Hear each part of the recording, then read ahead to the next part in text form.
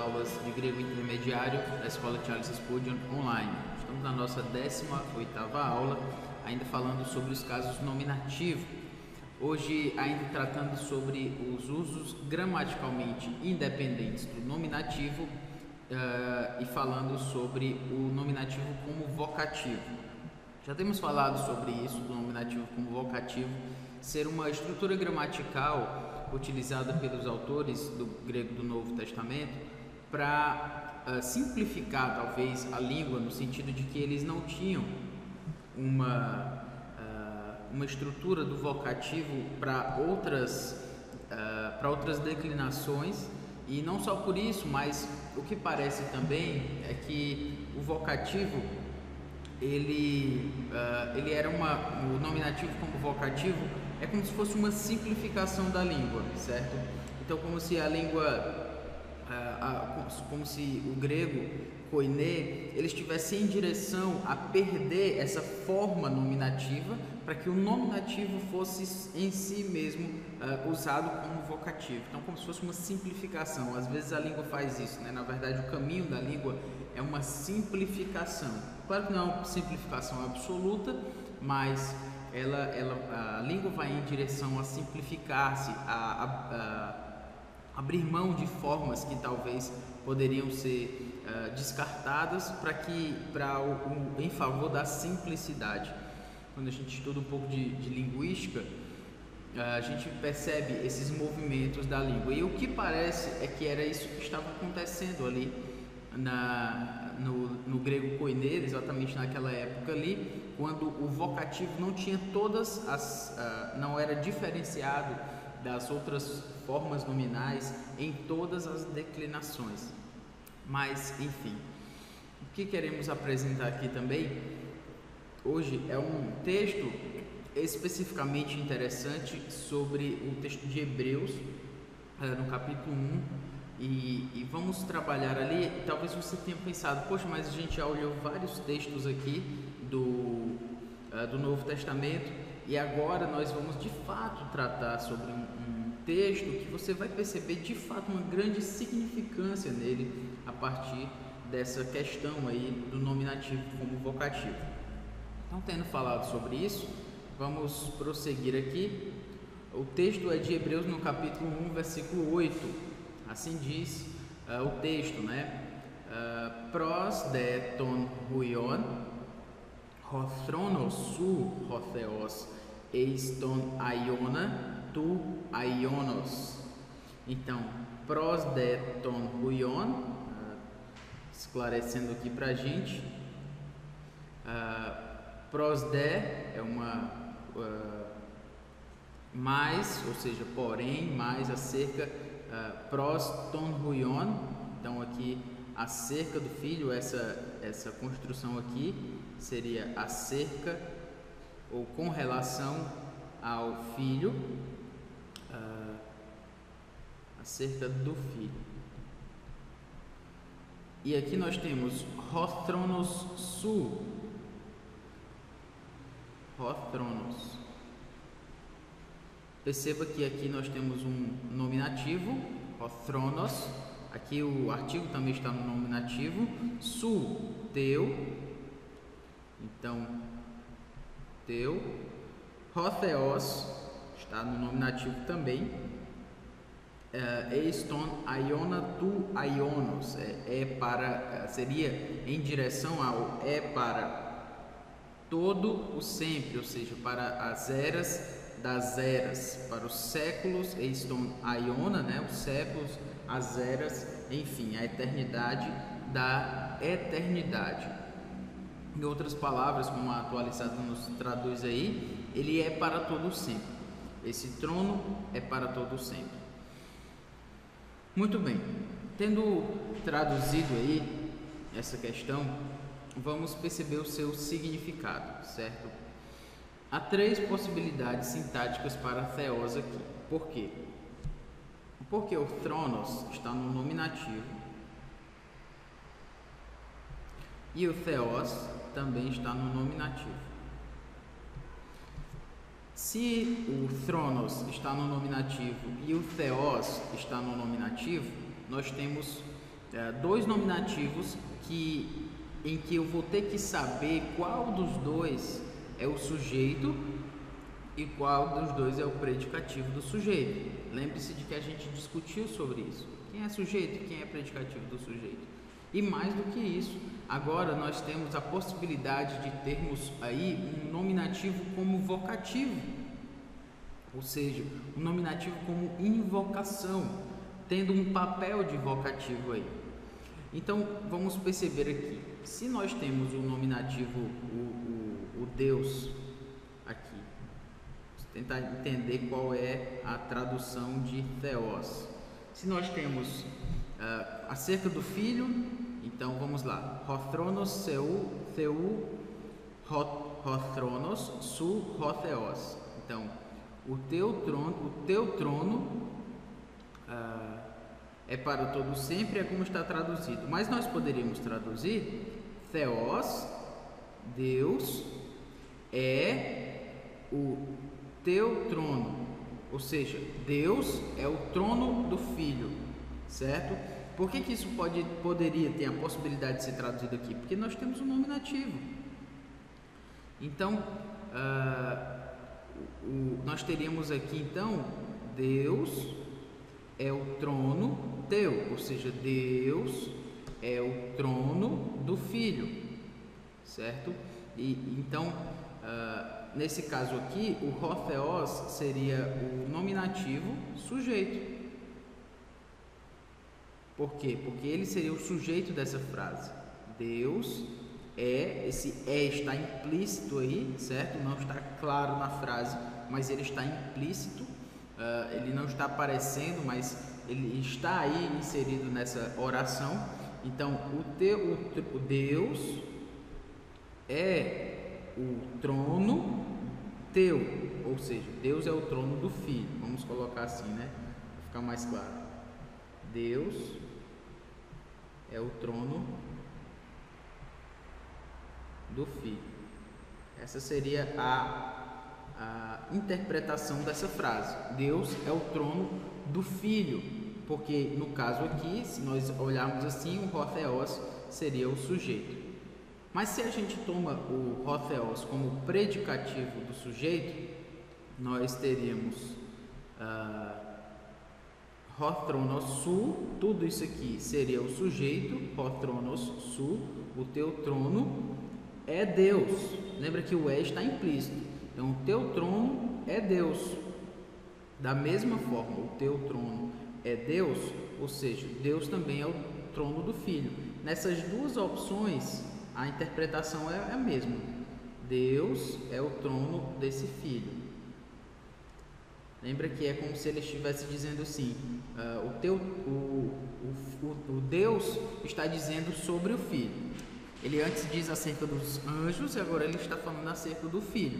Então agora, se a gente traduz o Theos como predicativo do sujeito, então Hothronos seria o sujeito, o teu trono é Deus. O teu trono é Deus, certo? Então essa seria a opção dele como nominativo predicativo. Uma outra opção seria o nominativo como vocativo, certo? Que é justamente a tradução acima, que é o teu trono acerca do Filho, o teu trono, ó Deus, certo? O teu trono, ó Deus. Então aqui nós temos um vocativo. Nessa opção aqui que nós temos trabalhado, certo? Na tradução acima, que é justamente o que nós temos aqui, ó Deus. Quando a tradução faz assim, ela está subentendendo que aqui nós temos um nominativo como vocativo. Ela fez uma opção, uma escolha, exatamente porque ela olhou para o texto, os tradutores olharam para o texto e apesar de ter uma opção de traduzir a palavra theos ou hotheos como nominativo sujeito ou como nominativo predicativo, eles preferiram traduzi-lo como nominativo como vocativo. o teu trono, ó Deus. Foi uma escolha, foi uma opção. E a gente não pode ser ingênuo quando a gente fala sobre tradução, de achar que as traduções são feitas, completamente de forma literal. Porque não dá para ser completamente literal. Nós temos duas línguas, nós temos o koiné, nós temos o português. Algumas vezes os tradutores vão ter que olhar para o grego e fazer escolhas, porque há várias escolhas interpretativas que podem ser escolhidas. Uma tradução também é uma interpretação. Então eles não podem simplesmente transferir, refletir completamente o grego para o português, porque é um elemento bem complexo esse trabalho. Por essa razão, eles escolheram aqui entre a opção 1, vou chamar assim, a opção 2 e a opção 3, eles preferiram a opção 3 e assim traduziram: o teu trono, ó Deus, é para todo o sempre. Dessa forma, eles fizeram essa escolha sobre essas três opções. E o que o Daniel Wallace vai mostrar é o porquê dessa escolha, certo? O porquê de escolher o teu trono, ó Deus, escolher o Theos como nominativo, como vocativo. Ele vai defender esse ponto de vista e é o que a gente vai considerar agora. Quando ele nos mostra aqui novamente, vamos tentar explicar como foi que surgiu essa escolha. Esse é o ponto aqui dessa aula. Nós vamos tentar mostrar para você como foi que os tradutores escolheram, no caso os tradutores da atualizada, a revista atualizada, como eles escolheram essa interpretação. E o Daniel Wallace vai defender sintaticamente essa escolha, só para você se inserir dentro dessa discussão, certo? Então, mais acerca do filho, ele declara, isso aqui não está no texto, mas é só para você entender o que está acontecendo, Ele diz: acerca do filho, ele declara: teu trono, ó Deus, é para todo sempre. A possibilidade de traduzir Theos como sujeito pode ser descartada. Traduzir Hotronos su Hotheos, ele está descartando isso aqui como sujeito. Ou seja, traduzir o teu Deus é o teu trono. Ele está cancelando essa opção, certo? Por quê? Temos dois substantivos articulares aqui. Nós temos Hothronos e temos Hotheos. São dois artigos aqui precedendo os substantivos. Então, nesse caso, o sujeito será o primeiro na ordem da sentença.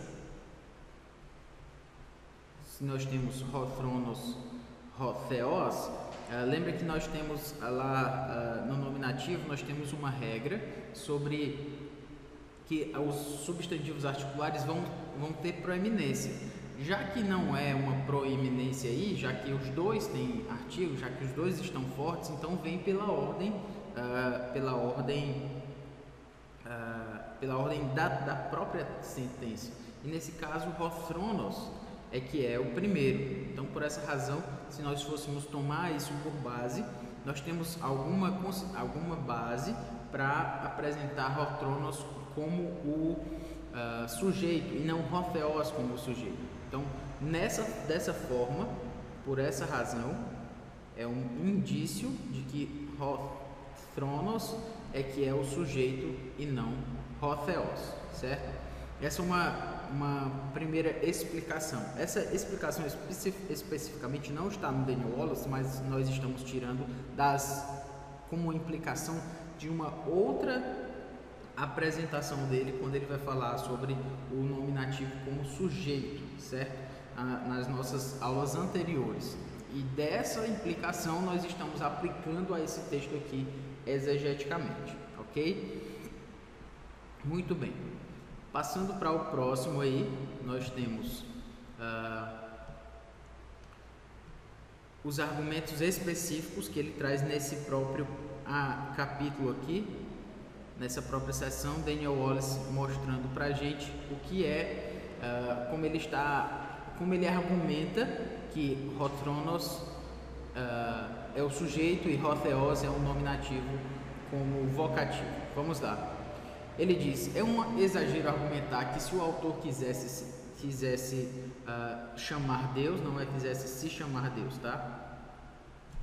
É chamar Deus, ou seja, invocar Deus. Se o autor quisesse chamar Deus, ele usaria o vocativo theé. Esse é um vocativo que de fato existe quando se quer chamar Deus. Algumas vezes se utiliza-se dessa forma nominal theé, que é um nominativo de theos. E alguém poderia dizer, mas se hothronos hotheos, alguém poderia dizer, se esse hotheos aqui fosse de fato vocativo, se alguém quisesse usar o vocativo, então ao invés de usar hotheos, ele não usaria o nominativo, ele usaria o vocativo, a forma vocativa propriamente dita de theos. Isso é o que o Daniel Wallace diria, né, para essa pessoa. Isso é um exagero. Por quê? Porque isso não é feito no Novo Testamento, exceto em Mateus 27:46. Só lá o que Daniel Wallace vai mostrar é que theé é utilizado. Só lá em Mateus 27:46. Em outros lugares não é utilizado. O nominativo articular, ou seja, o nominativo como nós temos aqui, theos com ró, é quase uma escolha universal para se referir a Deus como um chamamento, ou seja, nas tantas outras formas, nos tantos outros exemplos em que Deus é invocado, é chamado no Novo Testamento, não se é utilizado o theé, mas o hotheos no meio da frase, o nominativo como vocativo. Então seria um exagero querer que neste momento o autor de Hebreus utilizasse theé, já que em outras partes também não é utilizado. Então esse é um argumento que já está sendo colocado de lado, porque nós temos uma outra quantidade de exemplos que mostra theos como vocativo. E lembra que um dos pontos da sintaxe é justamente trabalhar com dados significativos. Nós não podemos fazer asserções a partir de fatos isolados, de exemplos isolados. Nós temos que ter uma consistência de exemplos para poder provar aquilo que a gente quer. Então, o primeiro argumento, theé não convence. Existe uma segunda razão para se escolher hotheos como o vocativo é a seguinte. Ele vai dizer, isso ocorre particularmente quando há uma citação da Septuaginta. Nós temos aqui a Septuaginta, né? Como é o caso de Hebreus capítulo 1, versículo 8. Capítulo 1, versículo 8 de Hebreus é uma citação do Salmo. E por essa razão, nós temos aqui uma citação da Septuaginta, a Septuaginta citando esse Salmo. E por que ele está citando esse Salmo? Nós temos que perceber que há uma relação semítica aí, certo? Dessas questões.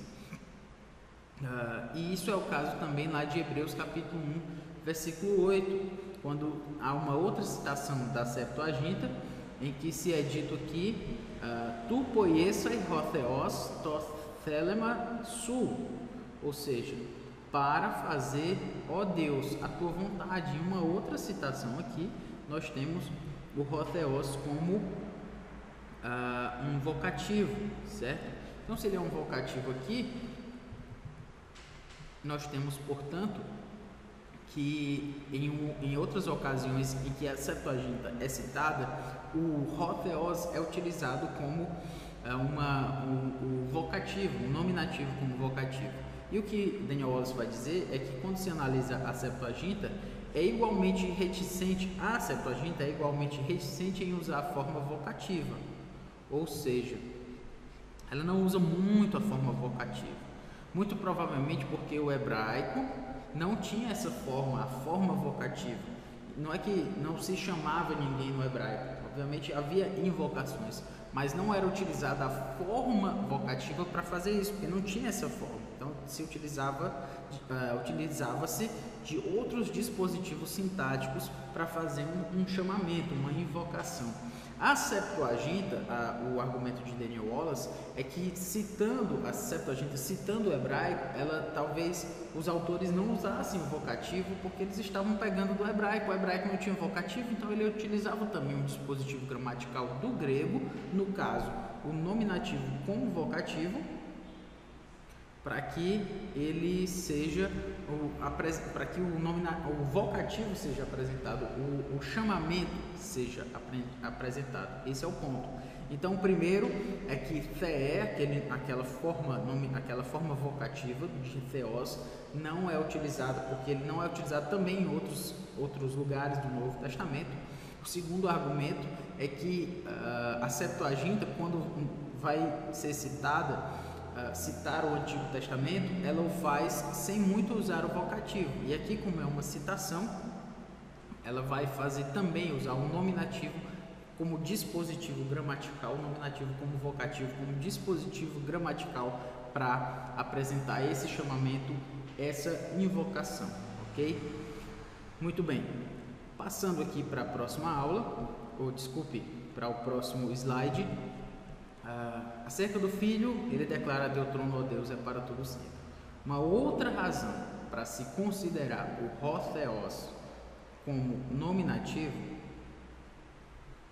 é a seguinte: a acentuação no hebraico do Salmo 45:7, de onde é tirado o texto de Hebreus capítulo 1, versículo 8, sugere que deveria haver uma pausa entre trono e Deus, o que indica que a tradição tomava a palavra Deus ali como um endereçamento direto, ou seja, como uma invocação, como um dispositivo gramatical para se utilizar do vocativo.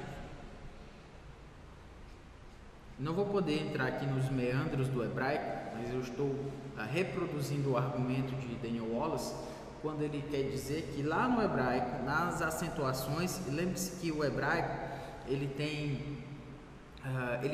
originalmente foi escrito somente em consoantes.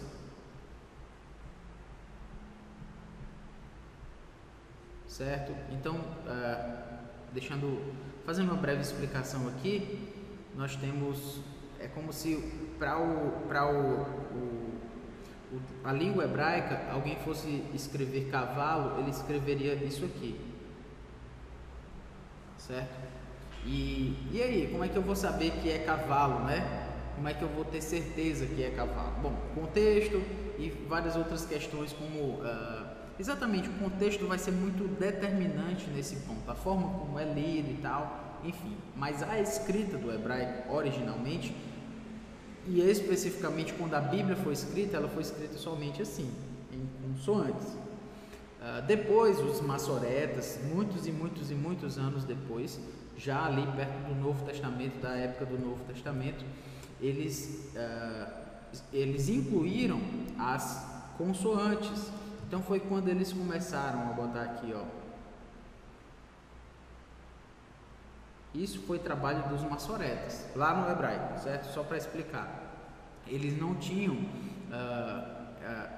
os maçoretas foram estudiosos hebreus que tentaram colocar aquilo que era somente som de forma gráfica. Eles colocaram aquilo que eram as consoantes dentro do texto. Então eles fizeram um conjunto de signos, né, de letras, para mostrar quais eram essas consoantes, porque depois não se saberia, depois que a forma original que era lida fosse perdida, que as pessoas tivessem morrido e não tivessem passado para frente, essa língua ia se perder. Então o que os maçoretas fizeram foi inserir essas consoantes da forma como elas eram faladas e assim a colocaram no texto hebraico. Além dessas consoantes, para ajudar na leitura também eles inventaram alguns acentos. Esses acentos eles não eram utilizados somente para a tonicidade da palavra, mas também para a forma da leitura, para a forma como essa leitura era colocada, deveria ser feita. Então é como se houvesse pausas, eles indicavam onde deveria ser as pausas, onde deveria iniciar com mais força, onde deveria ser a tonicidade também. Então aqui provavelmente haveria algum acento dizendo que a força tônica aqui estava no A, então seria cavalo, não cavalo ou cavalor. Isso tudo tem no hebraico, certo? Com seus devidos signos, né? Com seus devidos acentos, mas só para deixar claro. E o Daniel Wallace está dizendo que lá no hebraico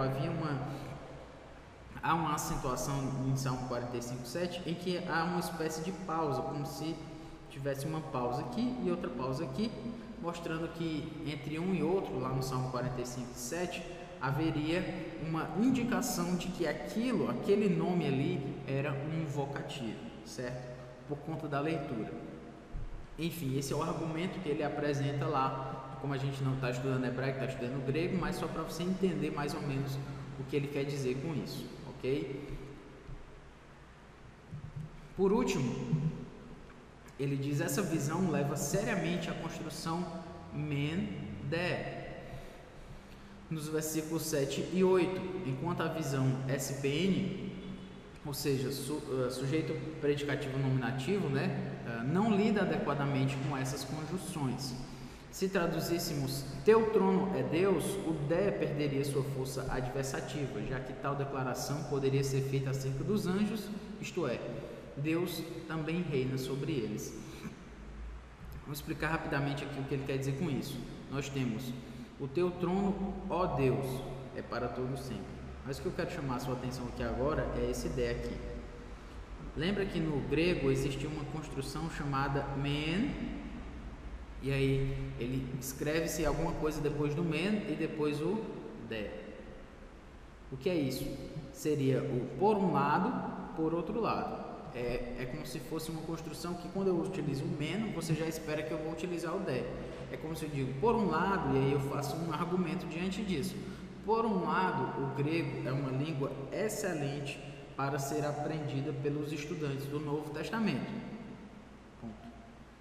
Ponto não, você diria. Você vai estar esperando quem eu vou falar depois, porque eu disse por um lado. Então, por outro lado, é uma língua que requer muito esforço para ser aprendida. Perceba que eu utilizei um exemplo aqui do por um lado, por outro lado. Eu não posso parar a frase por um lado com somente essa oração. Eu preciso continuá-la. Então, por essa razão, é mais ou menos o que acontece aqui. No versículo 7, quando vai se falar dos anjos, utiliza-se o men. Ou seja, por um lado, é dito lá dos anjos algo a respeito deles, que vai falar que eles são submissos a Deus, que os anjos são submissos a Deus. Esse é o argumento do versículo 7, que eles têm que Deus é superior a eles, que Deus Pai é superior aos anjos, e aí ele utiliza o men. Logo quando ele vem falar de ou seja, ele vai falar do filho, que é a comparação do versículo 7 e do versículo 8 é entre os anjos e filho. E aí quando ele vem falar do filho, ele utiliza de. Então é como se ele dissesse, por um lado, no versículo 7, os anjos são inferiores a Deus. Por outro lado, e aí eles vão dizer, se a gente traduz, por outro lado, o teu trono, Deus é o trono do filho. Então, por um lado, os anjos são inferiores a Deus.